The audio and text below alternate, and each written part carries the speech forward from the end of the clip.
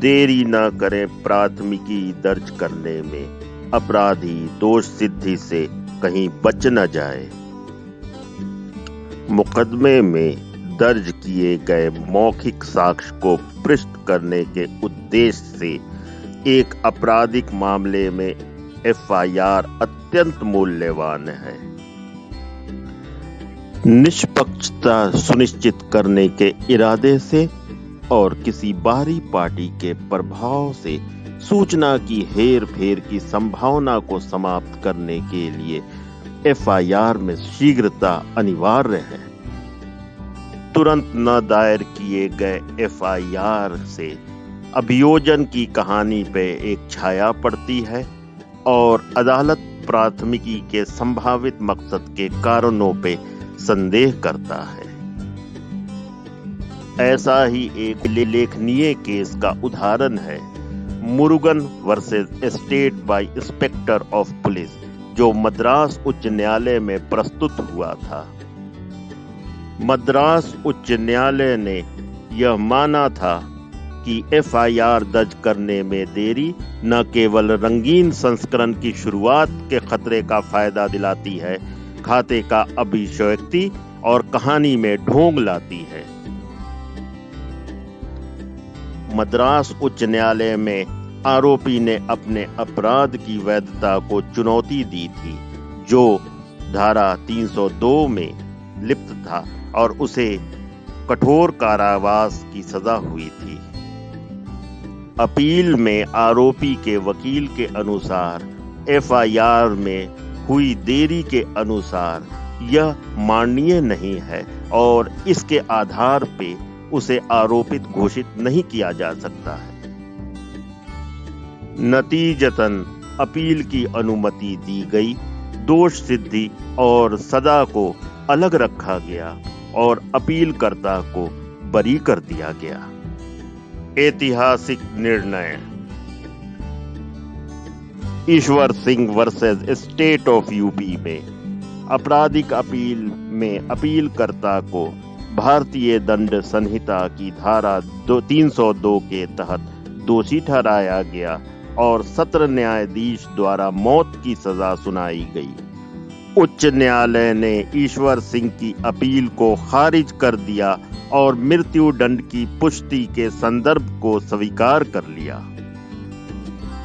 वकील के अनुसार ईश्वर सिंह की एफआईआर 14 फरवरी को दर्ज हुई थी, जबकि मजिस्ट्रेट को यह 16 फरवरी को दी गई। इतना विलंब क्यों?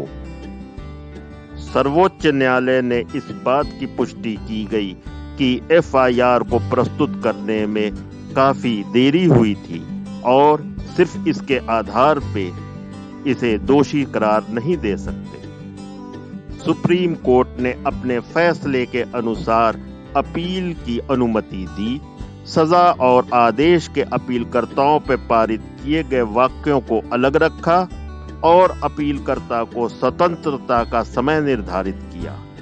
आइए हम देखते हैं एक दूसरे ऐतिहासिक निर्णय को, ललिता कुमारी वर्सेस गवर्नमेंट ऑफ यूपी, जिसमें अनुच्छेद 32 के तहत रिट याचिका दायर की गई थी।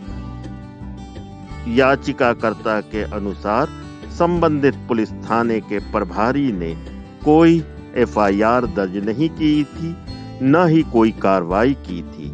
जब पुलिस अधीक्षक को स्थानांतरित किया गया तो प्राथमिकी दर्ज की गई। सर्वोच्च न्यायालय ने एक ऐतिहासिक फैसला दिया, जिसके अनुसार अगर कोई सूचना अपराध का संकेत करती है तो एफआईआर का पंजीकरण पुलिस के लिए अनिवार्य है।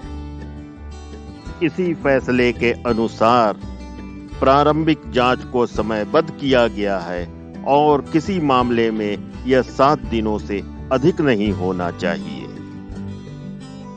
इसी फैसले के अनुसार अपराध की संबंधित जानकारी, चाहे वो एफआईआर दर्ज की गई हो चाहे पूछताछ की गई हो, अनिवार्य रूप से पुलिस डायरी में प्रतिबंधित होना। एक काबिल वकील यह सुनिश्चित करता है पुलिस द्वारा प्राथमिकी दर्ज करने में, मजिस्ट्रेट को प्रस्तुत करने में कोई देरी तो नहीं हुई और सजा सही जानकारी पे आधारित है।